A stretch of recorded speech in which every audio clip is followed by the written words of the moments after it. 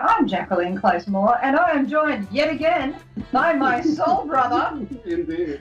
Mr.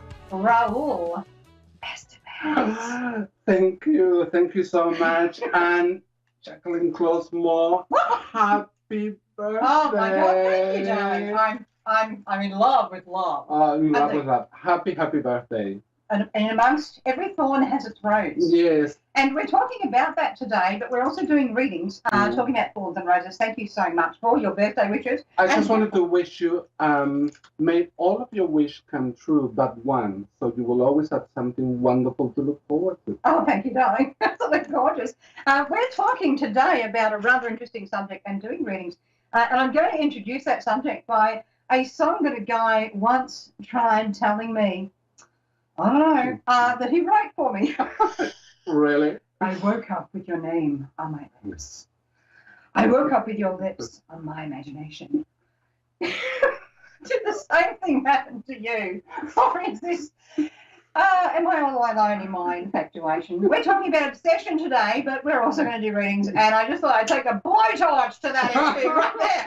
And so, welcome on into the show. So, obsession and love. I get women that go, but you know, when he passed me in the office, I was like, ooh. And I felt him. And I go, yeah.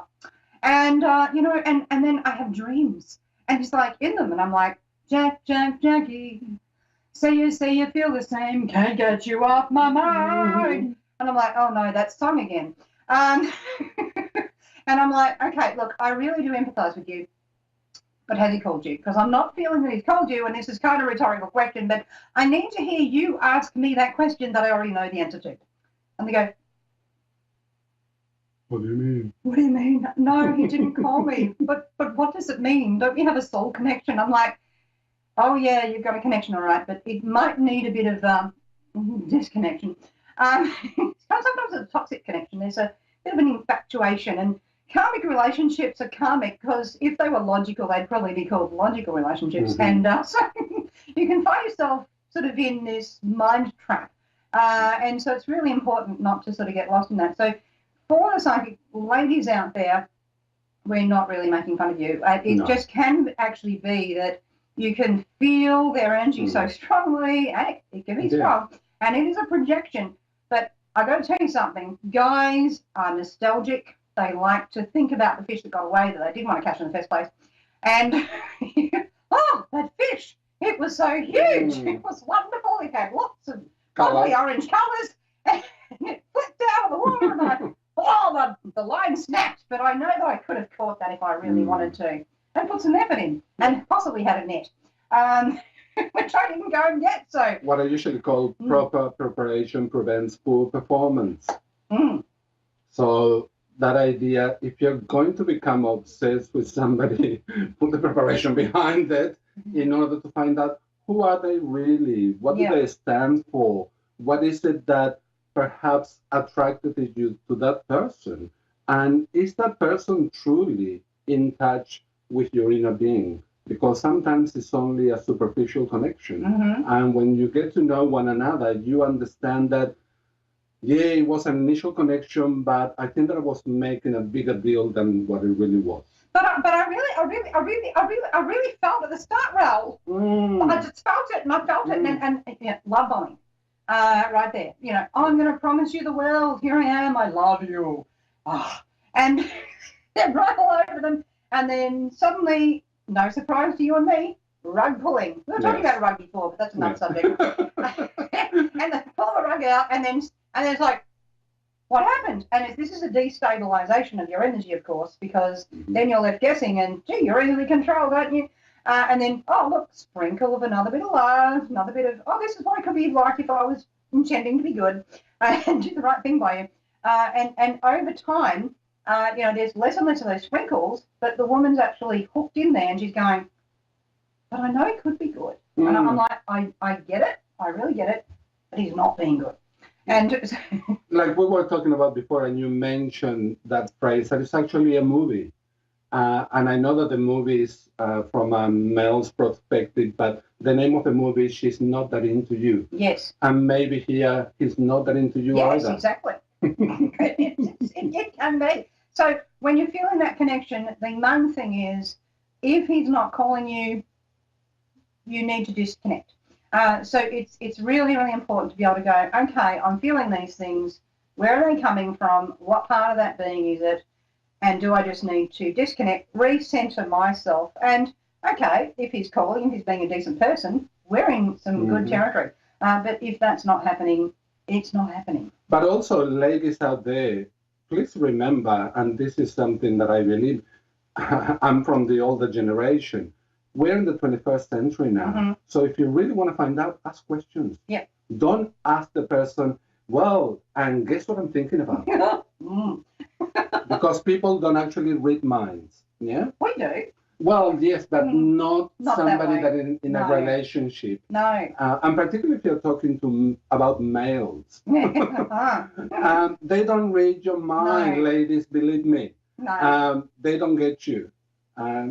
They don't know how women actually operate and think and behave. So don't expect a male to really understand your feelings and what you're thinking about.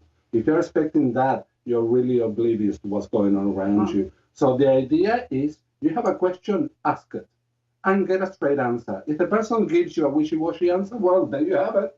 I don't know. I'm still hurt from my past experience, Raul. I don't know if I have enough love to give. Yeah, and time to move on. The meter is full. Find another one. Yeah, just keep fishing, sweetie. There's better salmon out there, I'm telling you. Don't get that line in the water. You never know what you're going to get. So it's just... And dirty old boot. Oh, the boots indeed. It just takes me back to walking through a field of turnips in the middle of winter, having to get the cows out of the paddock, and one boot just... and my foot's behind me, up in the air. The boot is... and I'm like, I'm going to have to do some serious Pilates here, sweetie, because otherwise... And fish myself out of it. So I managed to backtrack the foot, and then I got out of the paddock very quickly. But sometimes love can feel a bit bogged down, so it's just really important to keep it real and don't stay in the paddock of turnips. It's not pleasant in there. No, and believe me, you don't want to milk cows after they've been on a field of turnips. That said, let's go on to our first caller. No segue there. We have Michelle in Southampton, Hampshire, England. Hello there, Michelle. Hello. Hello and welcome to the show. Was there a question you wanted to ask my special guest, Raul, today? Will I marry again? Will she marry again? Okay. Firstly, before I do a card, which I will, Michelle, one thing that is actually happening for you at the moment, if we have a look, if you don't know about chakras, I'm just going to describe this, and I'm talking about your sacral chakra, which is just below your belly button. Yeah, and that's the area where your sexual organs are found, but also where creation and creativity is found. In order for you to bring somebody else into your life for a romantic relationship and subsequently marriage, you're going to have to clear that area, because at the moment it's kind of like there are knots upon knots upon knots. And you know what? You can, at this point in time, I can say to you, you cannot undo the knots one by one. It will take you a bloody long time. You're going to have to cut that knot and get rid of it. So the idea of going and seeing an earth angel, some practitioner that will help you release that energetic bundle of knots that you got in your sacral chakra, and then perhaps even seeing another earth angel, such as a doctor, a natural path, to actually get your physical body in line with your spiritual body. So there's a lot of work to be done before you can invite somebody into your world for a romantic relationship and subsequently marriage. So at this point in time, I'm saying the possibility is there, but there's a lot of work to be done. And look, the card that just came up, which is actually from my deck of cards, Guiding Star of Life Inspirational Cards. And the card is Trust. And there are two butterfly chassis facing one another. And the trust card is not about trusting somebody else. This is about trusting yourself. This is a butterfly looking at itself in a mirror. So look at yourself in the mirror and talk to yourself and say, well, where do I have an issue with trust here? Mm-hmm. And then one of the major knots that you're going to have to cut loose. Yeah, Jacquelene? I'm really getting that vibe too, and I think it's also about trusting self and being able to build up your sense of enjoyment. And when we talk about that orange color in the sacral chakra, we're also dealing in that coral area as well, which is all that kind of energy of when you're putting all the love out and maybe not feeling it coming back so much, or in your case, I feel it's going to be more around needing to get back into the enjoyment. So physical enjoyment of the body. And when we're talking about that, this can be working on the core. And I was talking about Pilates before, sort of jokingly, but that can be really fabulous for what's going on with you. And I'm not talking about people who've done a 2-day workshop on Pilates, helping with that. I'm talking about someone who's done, it's about 4.5 years of training in clinical that would actually be able to assist you with this in a way that's not going to stress your body out, because I feel as if there's certain issues with stamina, certain issues with actual physicality and mobility and freedom of movement, which a proper clinical Pilates practitioner would be able to assist you with, instead of maybe going just to yoga where there's no real control on this, if that makes sense. So that's why I work on that as well. Yeah, just to latch on the Pilates, I was at Federation Square, which is in the center of Melbourne's central business district. And Federation Square is an eclectic type of building amongst all the old architecture. And inside this building, in the atrium, there was a group of people doing Tai Chi. Oh, yeah. And Tai Chi is truly about the breathing and the very gentle movement. Yeah. And it was amazing to see, Michelle, these people doing Tai Chi of all ages. Because usually when you say Tai Chi, you tend to think the older generation. Yes. And the Tai Chi master was an elderly lady, Asian, that you could see her beaming, although her frame was really petite. And in the audience doing Tai Chi, there were people of all ages, from a young kid to teenagers to elderly people to people like Jacquelene and I, all involved. And she saw me and she said, come in, and you're welcome. And I did a few movements because then I needed to catch a train to come here. But I thought, what an amazing way to start the day. Everything was quiet, nothing was yet open, the atrium, and she had beautiful, beautiful music. So perhaps if Pilates is a little bit strong, go for Tai Chi to start with, and then, because Tai Chi will center you. And once you are in that field of being centered, then you can actually go to Pilates, because Pilates is rather strong activity. If you're in a group class, it would be. But if you're one-to-one, it's actually going to be very gentle and specific to what's happening for you. And that can start off very gently. And they do a lot of it is about breathing. Totally, though, if Pilates is not your thing, I'd say, go to Tai Chi. I just wouldn't go straight off to something like yoga where it's a group class where there's not real monitoring, because it feels like as if you do things all or nothing, and that sometimes you can overextend. And that's where the Pilates is about controlled movement. So I think a combination of both. Just see where you're drawn to and what's going to actually work for you individually. But certainly I'd work on the movement. I'd work on the extension and freedom of movement. And that's what Pilates will specialise in, as well as the breathing. But Tai Chi is also about raising the energy up as well. So, we've both got similar kind of basis to what we're talking about here. But I'd work on that physical body and the movement of it, because that's going to free parts of this up. And also listening to beautiful music and sounds can also free up that ability to enjoy. Pilates and Tai Chi is also about bringing you into the centre, bringing you into that calm space. So, anything that kind of helps you do that is going to help you shed a lot quicker the energies that have been hanging around for so long. Right. So I hope that helps you. Yeah. She's somewhere there. That's I feel she's going to end up in the right relationship, but it's going to take some time, as we've been saying. The angels are showing me the acronym that we see many, many times around FLY. First, love yourself. Correct. In order to be able to love somebody else. Yeah. And you were talking about the enjoyment, and I was talking about the sacral chakra with knots and that area of creativity. Well, we need to unknot all that in order to create and enjoy. So they're interrelated. We've also got someone who's written in from Queensland, Australia. We have James, who wanted to know how he would go this week and would he be all right? James, you're going to be all right as you wish it to be, and that's quite direct. And in many cases quite blunt, if I may say so myself. Don't wish your life away, but actually feel all right and move forward, one foot in front of the other, knowing that you are taking the necessary steps to get to where you need to go, knowing that it's in a positive fashion. And have a look. Are you going to be all right? This is the card that I just drawn for you, the Courage card.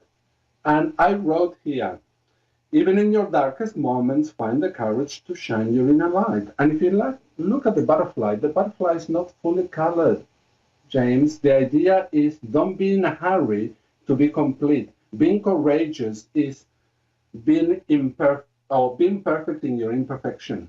And then coloring the butterfly little by little, because you know what? You're still going to be coloring in until the day you die. So don't be in a hurry to be totally complete. You are going to be all right if that's what you would like to be. Exactly. Perfectly put. I couldn't have put it better myself. Now, we also have Lisa in Philadelphia, Pennsylvania, USA, on the line. Are you there, Lisa? Here. Hello and welcome to the show. Thank you so much for calling in. Was there a question you wanted to ask Raoul today? I lost my nephew about a month ago, and I was just wondering if he's okay, because we're having a real hard time with him, his passing. I would like to say that he is okay, but at the moment, probably from our perspective, earthbound souls, if we look at what is going through for him, he's not yet okay. And the reason that it's not yet okay is because it's kind of like letting go of all the stuff that he did, that there were not pretty things that he's done, that he hurt a lot of people, and that sort of things you need to account for before you can actually move on and ascend. Yes? So if we look at it from our eyes and our point of view, no, he's not okay. But he will be okay once he goes through the process of acknowledging what he has done, taking that personal responsibility as the soul that he was living a human experience, and then realizing what were the lessons in this situation or the many situations that he was involved in, and he then will move on. From this point of view, Lisa, you particularly, you will feel it when he is okay. You will feel it that something lifts, particularly in your solar plexus, the area below your chest, if you want, below your sternum. Because at the moment you feel your nephew churning, and he is. He's actually churning. That area for you, about July the 14th, you're going to start feeling that that's lifting, that is feeling much more relaxed. But it's going to take that period of about 45 days for him to actually go through what he needs to go through, where he's at. And you are going to realize he's now okay. I feel what you're saying, and I would absolutely agree there, Lisa. And personal accountability is an amazing thing, and I believe he's going to have the opportunity to learn that young in his life and not wind up in his 50s still with the same attitude. And so it's really down to personal choice, and it's about learning the lessons not the hard way, but actually learning them in the present moment. And if we have done things that we need to account for them, and to then step forward. And so it's really quite a synchronistic number of different calls we have today, and the subjects they've covered. And as I was driving here today, I actually had a number of songs come on, and I actually had the Beatles song "Let It Be" come on, and that song's actually for this situation. So, when I find myself in times of trouble, Mother Mary comes to me, speaking words of wisdom. Let it be. This is not for him to let it be so much in one way. I mean, yes, he needs to let certain issues be and not hold grudges and not hold on to the past and start moving forward. But for you to hold that vessel of hope, that energy, and to then let it be. And yes, support at the times that that's needed, but to also, be kind, be calm to yourself as well, and to know when to step forward and when to just go, that's enough, I've done enough for now, I'm going to step back now. And then he has to step up and take that responsibility and learn to become an elder over time rather than simply to become old. So, yes, you've got a card there. Because I was guided to actually shuffle and get, and this is latching on to what Jacqueline is actually mentioning here. And the card is, sorry, I cannot. It's a transformation card. And if you have a look, there's a little chrysalis there, a little cocoon. And the person's going to go to a dark period before the light comes on. The cocoon is just here, and the butterfly is emerging slowly, just only black and white, and suddenly the colors are emerging and ascending and more and more and more. And I wrote just here. What is that? I see it, but I don't... That's okay. Yeah, just when the caterpillar thought the world was over, it transformed into a beautiful and vibrant butterfly. But you know what? In order to become a butterfly, that caterpillar in the cocoon is going to go and churn, and it's going to hurt the growing pains. And I was reading the other day, you know what? Butterflies don't see their wings, and they don't know that they're beautiful. They simply are. So when he transforms, he will simply be. Yeah. Okay. I hope that makes sense for you, Lisa, and helps you. And certainly we'll be sending you a lot of love. And to all of our callers and who've written in after the show, we'll be sending a lot of love to everyone. We always send out some light. Today we have it in a receptacle. In a gorgeous little Chinese candle holder. We indeed do. And so it stays there, and we just put the intention and energy into it, and we start that up before the start of the show, and then we send it out until that thing burns out. But yeah, so it's interesting because we were talking about the darkness that Lisa, the young man she's concerned about, that he's going through. And the old saying came into my mind as you were speaking of, it's always darkest before the dawn. So it's interesting how the star that, rises in the east is the morning star. It's also called Lucifer.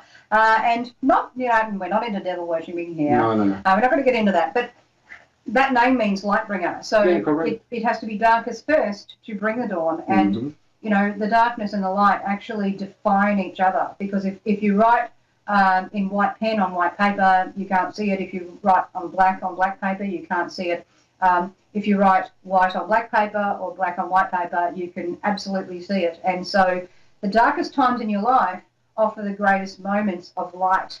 And the greatest moments of light offer you the greatest moments of sort of going, hey, better check that shadow. Have a bit of a chuckle and not sort of get too important either. But, it's about being who you are, being real, being honest. The more honest you are with yourself, the more closely connected to your soul you are and your life purpose and your sense of happiness and satisfaction. Agreed. I just wanted to do a little reading for everybody that will be watching probably this later on replay. And I was guided just to bring a card and look at it. Beautiful.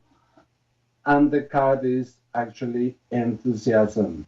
And if you have a look at that card there, it's full of emerald green energy, bringing the essence of Archangel Raphael, the healer. And I wrote here, your internal energy encouraging you to move forward. And to move forward positively, to move forward with that energy of healing. We all have that energy within us. It's a matter of, I'm not saying that we can all heal ourselves and everything's going to be gorgeous, but it's that energy of healing that we send out into the world, that we are happy with who we are. And regardless of your travels, physical, mentally, or spiritually, that you are doing something positive about those areas. And that's where enthusiasm actually lies, within you. And you can send that energy out, and the butterfly is there showing you the beautiful true colors. And what a gorgeous message on your birthday. Enthusiasm. Yeah, baby. No, baby. We're partying. But let's party. We're going to have some amazing lunch. Indeed. Which, if we were in America, that would be a really late dinner. It will be supper. Well, Supper. like in England. Yeah, supper. Yeah. Well, no, we'd be nightcaps in. Nightcaps. Yeah, truly. Yeah. Mm. Mm. Well, if it's nightcapping in England, we'll do it. Why not? We can go anywhere. Here, there, anywhere. Yeah. Thank you for watching. Sorry we couldn't get to everyone. We'll catch you next week. And next time in Sydney. Yes, keep an eye out because we're going to be broadcasting live from the Opera House in Sydney. Woo!